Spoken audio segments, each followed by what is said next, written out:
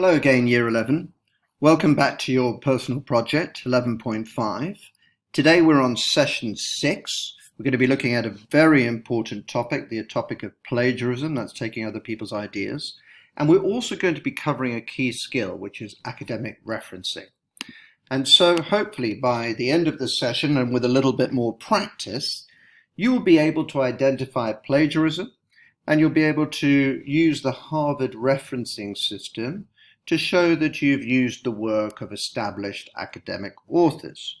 So, what are we going to be covering today? We're looking at plagiarism, and we're looking at originality. We're going to be looking at techniques of how to avoid plagiarism. We're going to be looking in particular at paraphrasing, which is a very important skill in academic writing. That's putting things into your own words. We're going to touch upon some of the software that you might be wanting to use and the software that the school uses at the moment to detect plagiarism. We're going to be covering the Harvard referencing system, also known as the author date system. This is a very widely used referencing system, but there are many different forms of academic referencing. We'll be looking at how to cite one or more authors. And we'll be looking at the fact that when you finish a piece of research, it has to have a reference list or a bibliography, and we'll be looking at how you can put those together. And I want to start off by giving you an exercise, a true or false exercise. And in the spirit of making sure that I'm not a plagiarist, I have borrowed this from Manchester University's EPQ website. And your task now, after I've finished speaking, I would like you to pause the screen and to look at these different statements and to decide whether they are true or false. I'm about to pause my screen. You've had a chance to think about those. It's a very interesting introductory exercise. We'll have a quick look at some of the answers. Information on the internet is free. Anyone can use it without having to reference. Obviously false. As long as I use speech marks, I don't have to say where the quotation is from. False again. I can copy pictures, diagrams, and photos without reference. False. Images and graphs are also copyrighted, and we need to cite them and show where we got them from. If I summarize other people's ideas, I still need to reference them. True. So even if you paraphrase something, you have to say where it's from. If I paraphrase or rewrite the information, I don't need to reference. Clearly that's false because you're still taking the idea of the author. Some information is common knowledge. It doesn't need to be referenced. Yes, that's true. So statements like the sky is blue, you don't need to cite any academic on that. We call that common knowledge. Being caught plagiarizing can result in failure of a university degree. That's absolutely true, and this happens a great deal. And in fact, also in A-level coursework, there's a potential to lose all of your A-levels. So plagiarism is a very serious issue. Statistics need to be referenced. Yes, again, of course, true. One of the fallacies is to believe that statistics are objective, when in fact people will compile them in different ways. If I cite someone once, I can use ideas later without needing to cite them. That is absolutely false. Plagiarism is copying published work. I can copy my mate's work because it's not being published. That's false, although we wouldn't strictly call that necessarily plagiarism. You would call it collusion, and it's equally serious. So why is plagiarism so important, and who really cares? Well, ultimately, plagiarism is a form of theft, and it's a form of theft of intellectual property. It's the same as copying someone's music or art. Plagiarism is cheating. Plagiarism may result in receiving an unclassified for an assignment. That's certainly the case, and it could be even more serious consequences, as I detailed earlier. Plagiarism is unethical. Yeah, you can't really go and take other people's work and not acknowledge it. In some cases, especially when you're a top academic, that might be 20 or 30 years of research. Your educational gains are nullified. I think that's a key point, and sometimes I think as a teenager it's hard to quite understand that, but you're not learning, if you are copying the work of other people. The idea is, of course, that you have to understand and you have to conceptualize the work. So in this personal project, we very much want you to understand what you're writing about. So given that it's really serious, why is it that students plagiarize so often? And I've put down a few things that come to mind. Lack of consequences, immature skills, time management issues, sometimes people panic.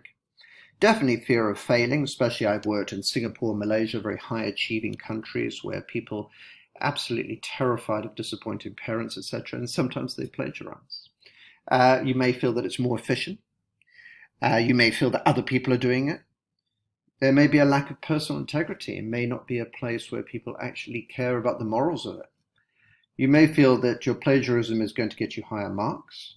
Feeling that no one will recognize the plagiarized text. I think that feeling like you're going to get away with it is very much the case.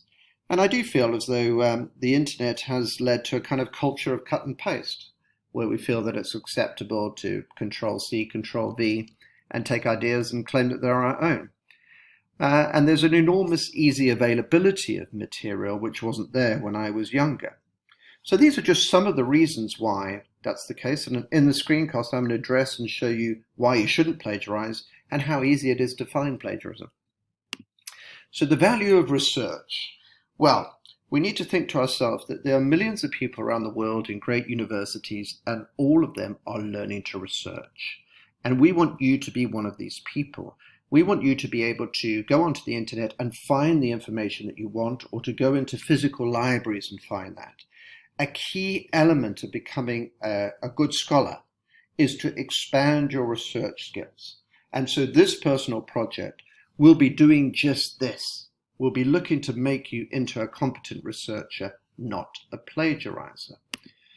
Now I'm going to begin again with paraphrasing, which is this very, very key idea. Okay.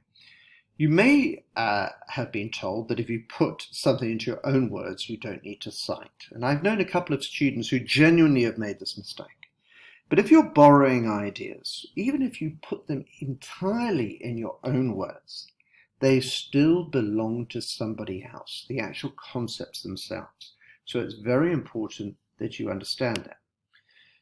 Many students don't know how to plagiarize, okay? And paraphrasing, as I say here, is more than simply rewording the original material. It must be entirely in your own words. When you borrow words from the original, you need to use quotation marks around them because essentially they're quotations, okay?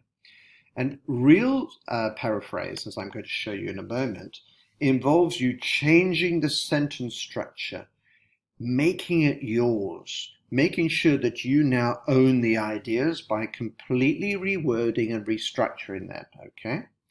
And this is a very important point. Do not add ideas pretending that those ideas belong to somebody else.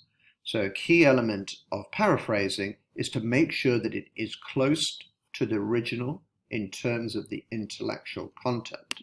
This diagram is quite useful. Should I cite is the question. Is it a quote? Yes, cite it and use quotation marks. Is it a paraphrase? Yes, you have to cite it. Is it another idea or theory? For instance, Milgram's experiment in psychology. Do I cite it? Yes, we have to cite it, acknowledging that it belonged to Milgram. No, there is no need to cite if it is common knowledge of your own thoughts. So once again, I use the idea of the sky is blue, but there are many other things that you could use. For instance, to say that Mediterranean summers are hot, for instance, doesn't require citation. That would fall under the category of common knowledge, yeah? Now, there are many sites on the internet that will offer to write essays for you, and they will claim that you can get away with this, okay? Remember, if you can find it, so can your teacher. Now, I put down an example of plagiarism here, and it would be very interesting for you to refer to it. Now, our school and nearly every university in the world and many other schools will use plagiarism software. The software package that our school subscribes to is called Turnitin. It takes every single document And it looks through every known source, not only on the internet, but in private databases. It looks at all other student submissions from around the world. It is open to things like the IB, etc. And it literally looks through millions and millions of papers. And on the other side, it then generates what we call an originality report. And in the originality report, it will find any documents, even if you've copied 1 or 2% of a document, and it will then be up to the teacher or a panel of experts to decide whether this is plagiarism or not. So why am I telling you this? I'm telling you this because literally this plagiarism checker can find cheating within seconds. So it's not like the old days when you could go and take a book and copy from it and nobody would know. Nowadays, the searches are absolutely expansive. So how do we avoid plagiarism? It's not always easy to know how to do that. So I thought that this is a very important slide where I give you some real practical advice on how to avoid any kind of charge of plagiarism. Careful note-taking in your own words. This is a key thing. So in a previous screencast, I looked at note-taking. I would urge you not to copy out large swathes of books. If you do so, remember to clearly put quotation marks to remind yourself that these aren't your words. Try to get used to paraphrasing and rewording in your words. Keep a very close and careful record of your sources, including the page numbers and the year of publication. You're going to need that for the references, and I'm going to be going through those in a moment. You use quotation marks in your notes, as I said. You can run your essay through a plagiarism checker, such as Grammarly or Turnitin, and they will give you a report to show you what the teacher is going to see. You can check your essay alongside your sources. So once you've written your essay, read it and then look at your original sources. If they're looking too similar, you're going to need to reword your essay. Are all of your references present? When you've used somebody else's ideas, have you put a citation there? Double check to see that your references are accurate. If you say that you've quoted Flynn in 2020, make sure that you have quoted me very accurately. As I say, quotations require page numbers. Do not let anybody else check and correct your essay. This is specifically against JCQ regulations. JCQ oversee all exam boards in the UK, and they make it absolutely clear that nobody is allowed to correct your essays for you. Now, in the slide here, I'm not going to go through that. I'm simply putting the slide here in case you wanted to check any more of these sites. They give you a lot more detail about plagiarism and plagiarism checkers. But what I'm going to move on to now is the second half of the screencast, which is looking at the idea of citations and references. And the subheading for this is acknowledging your sources. So the key idea would be when you've used the ideas of others to make that clear and visible in your research. Why do we use referencing? We want to show genuine reading and research in the field that we're studying. We want to credit the ideas to the authors and respect their copyright. We want to allow other readers to check our ideas, to trace our ideas, and to see where they come from. After all, if you make claims in an essay and these claims surprise somebody, they may want to go back to the original sources and find them.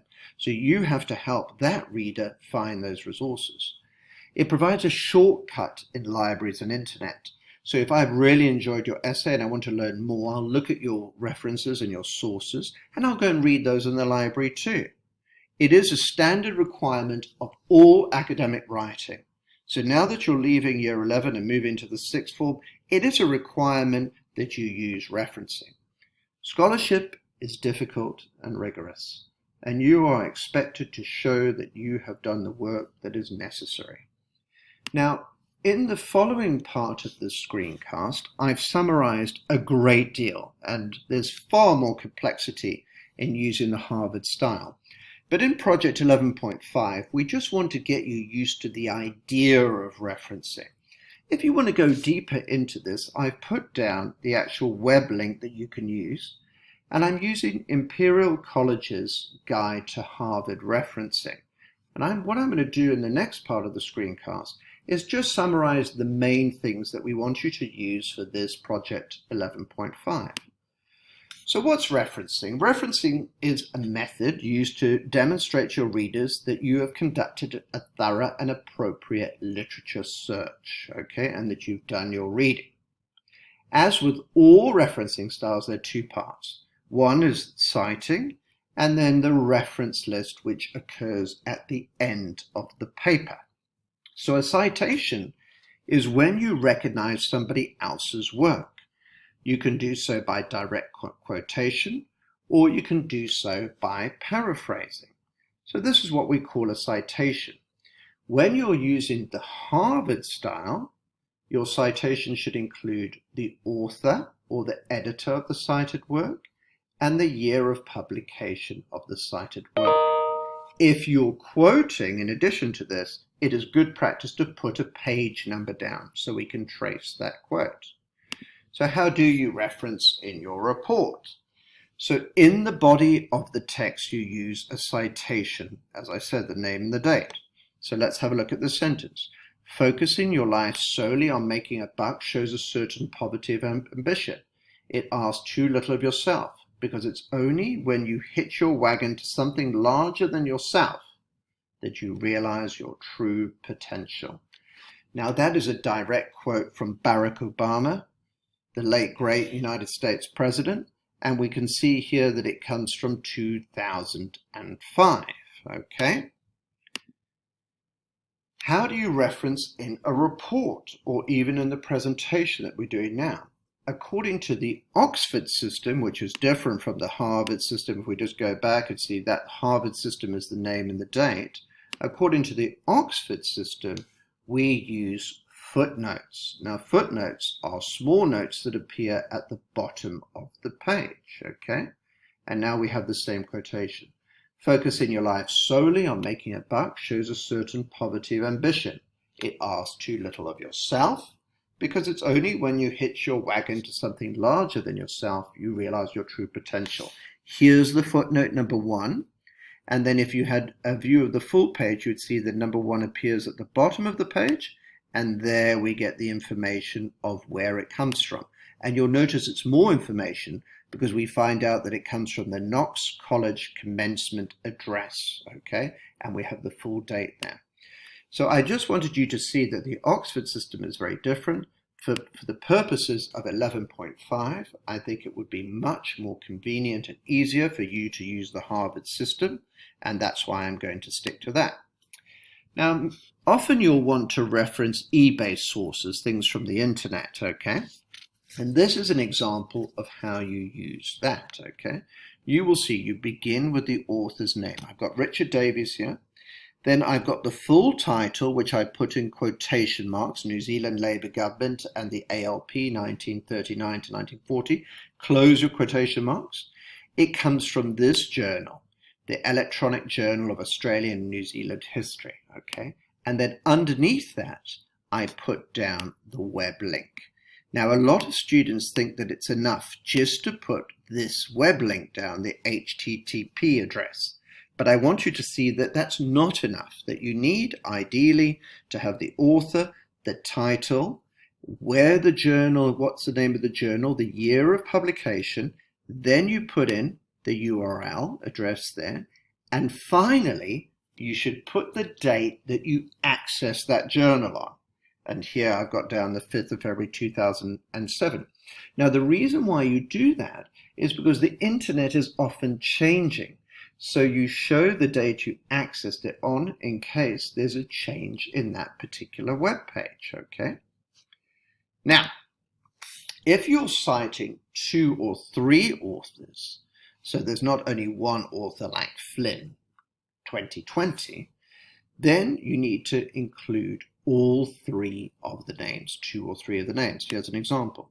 Recent research indicates the number of duplicate papers being published is increasing. Irami and Gardner with the year date. So both these guys have written this paper. That's 2. Here's one with 3. Evidence shows that providing virtual laboratory exercises as well as practical laboratory experiences enhances the learning process. Here's our three authors: Barros, Reed, and Verdejo, 2008. So three authors, all of them get named.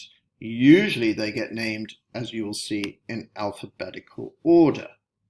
It gets different with four authors, though, because we cannot go on to a ridiculous extent having name after name.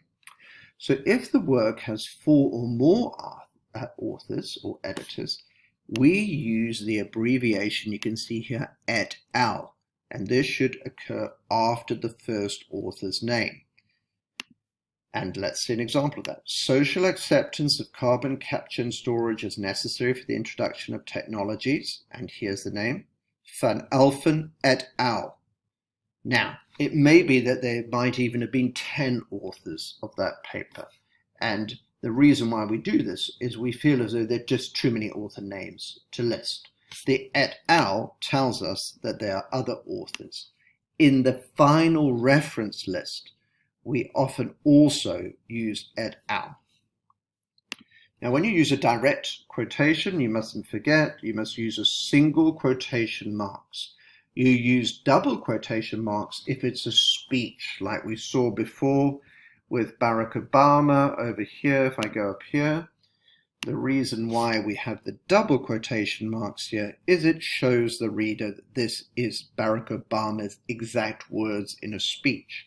If we're quoting from a book, then we tend to use single quotation marks. Here's an example. Simons, Menzies, and Matthews, 2007, state that the principle of effective stress is imperfectly known and understood by many practicing engineers. We close the quotation mark and we put the page number afterwards to show which page it came from in case someone wants to trace them. Now, on the internet in particular, you'll often find a scenario where you cite somebody and there's no obvious author. Now, that might be because the internet page often might be written by a company, an organization, or if it's a government department, it might be a department of that particular government. And here's an example, okay? A national strategy is creating a framework to drive improvements in dementia services.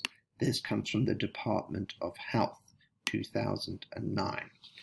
So on the internet page, you won't be able to find out the author is Peter Flynn, whoever. You may be able just to quote the organization. So it might even be Dubai English Speaking College if you're quoting from our website, or it might be the name of a company like Virgin Atlantic. But you do quote the author then as the organization. Okay. So how do you actually write a reference when you come to the end of the report? Well, you have to put the author or the editor first.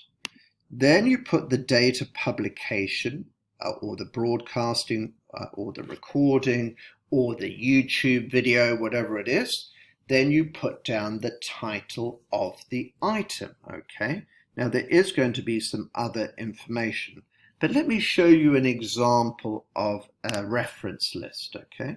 So I just want to remind you that in the essay, you only put the author's name and the date, but at the end of the essay, we call this the reference list, you put down everything. So you begin with the author's surname, their initial, then you look at the year of publication, then you put down the title, and then you put down any journal that it came from. If it came from the internet, it's very good practice to put down the HTTP address there, and then you could say what date you accessed it. So you try to do this in the reference list for every single person that you cited in your research. So here you'll see that we go from Goldacre all the way down to Simons, and you will notice that the reference list is structured in alphabetical order according to the author's surname. So that comes at the end of the research, or in the case of Project 11.5, there should be a slide or two or even three slides which show all of your references so you can show your supervisor how much reading and research you've done. Now I'm going to make this PowerPoint available to you, and this is a fantastic little game. It can serve as a kind of plenary to see that you've understood things.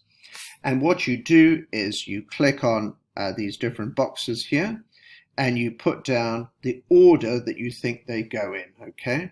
So say, for instance, I think that we begin with the article title. Is that right? Well, you try and move that, and you see whether you think it goes there. But I think many of you will remember that the author's name comes there. So in this PowerPoint, you'll have an opportunity to do this exercise.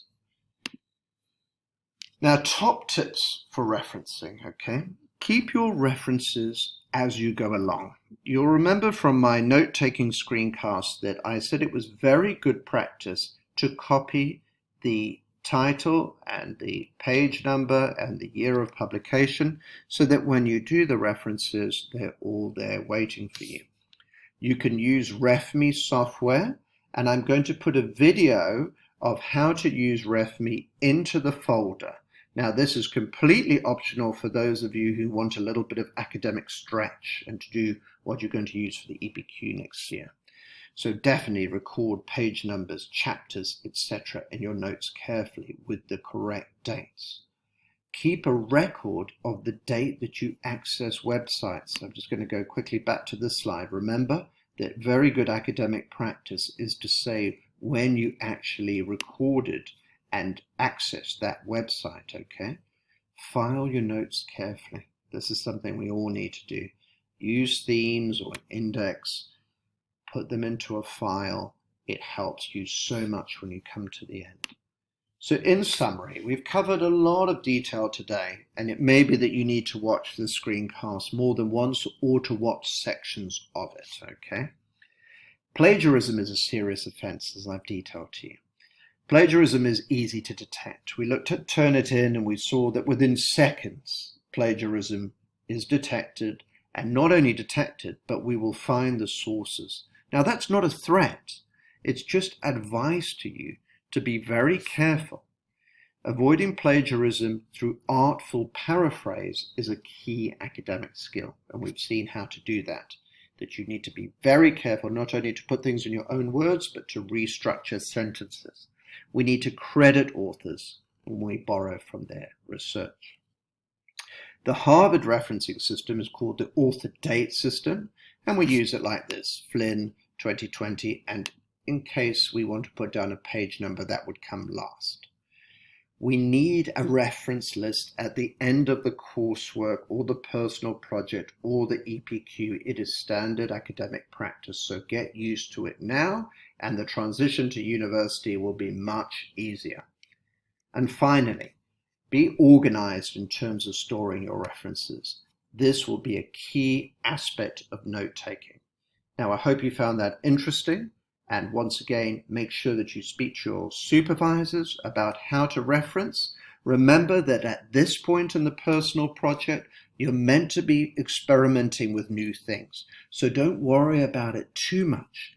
We just want you to start on this journey, and you will get better as we go along. Thank you so much for listening. Goodbye.